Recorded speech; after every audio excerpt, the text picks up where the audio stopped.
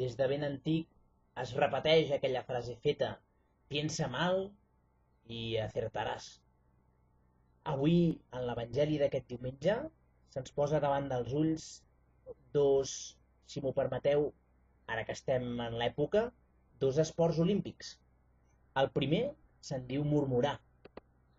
I mireu, murmurar o criticar, si ho preferiu, per aquest esport, si s'organitzés una competició olímpica, estic convençut, no hi hauria proutes medalles, no ho donaríem a l'abast. Aquest esport el practiquem i ho aprenem a fer des de petits, per desgràcia. Els mateixos oients de Jesús en l'Evangeli ja el practicaven.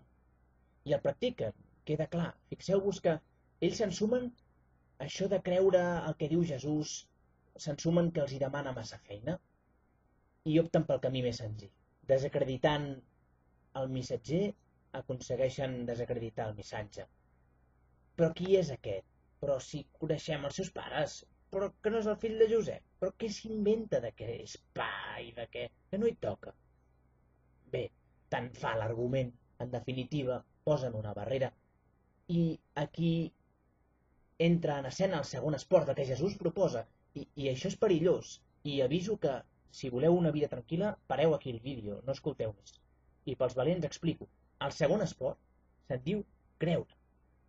Mireu, creure és el que fa aquella persona que reconeix que moltes coses se li escapen, que moltes coses no estan a les seves mans. Creu aquella persona que té els peus sobre el terra, però el cor i els ulls en Déu i en els altres.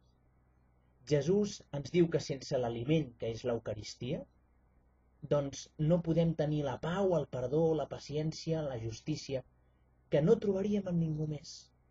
Déu se'ns fa el plat més selecte que cap cuiner del món podria haver cuinat mai.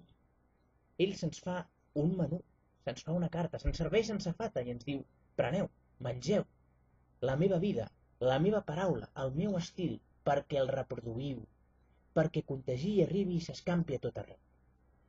Us imagineu que tots els que escoltem l'Evangeli aquest diumenge triem aquest segon esport?